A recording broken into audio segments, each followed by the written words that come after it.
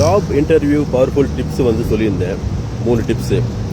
அதே மாதிரி ஜாப் இன்டர்வியூவில் 3 மிஸ்டேக்ஸும் நீங்கள் வந்து அவாய்ட் பண்ணணும்.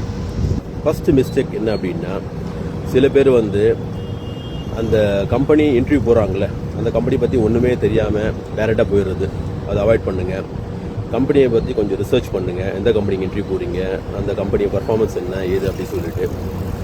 ஏன்னா சில டைமில் வந்து இன்டர்வியூவில் கூட கேட்கலாம், what you know about our company அப்படின்னு சொல்லிட்டு.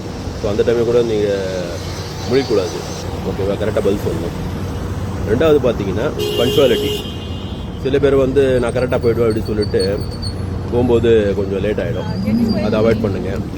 ஒரு அட்லீஸ்ட் ஒரு 1/2 hour முன்னாடியாவது அங்கே ரீச் ஆகிற மாதிரி பார்த்துக்கோங்க. அப்போ தான் வந்து அட்லீஸ்ட் உங்களுக்கு தெரியும் அந்த கம்பெனி என்வாயர்மெண்ட் எப்படி, அட்மாஸ்பியர் எப்படி, அதுக்கேற்ற மாதிரி கூட நீங்கள் இன்டர்வியூவில் வந்து பதில் சொல்லலாம். ஓகே. மூணாவது பார்த்தீங்கன்னா பாடி லாங்குவேஜ், போஸ்டர். ரொம்ப ஓவர் கான்ஃபிடென்ட் மாதிரி காட்டிக்காதீங்க. கான்ஃபிடென்ட்டாக இருங்க. அதே மாதிரி ஸ்லக்கிஷாக இருக்காதீங்க, லேசியாக இருக்காதீங்க. ஓகே. அப்படியே டேபிளில் வந்து அப்படியே லீன் பண்ணுற மாதிரி அந்த மாதிரிலாம் பண்ணாதீங்க, அவாய்ட் பண்ணுங்கள். ஓகே. ஸோ இந்த 3 மிஸ்டேக்ஸை வந்து பண்ணாதீங்க ஜாப் இன்டர்வியூவில். ஓகே.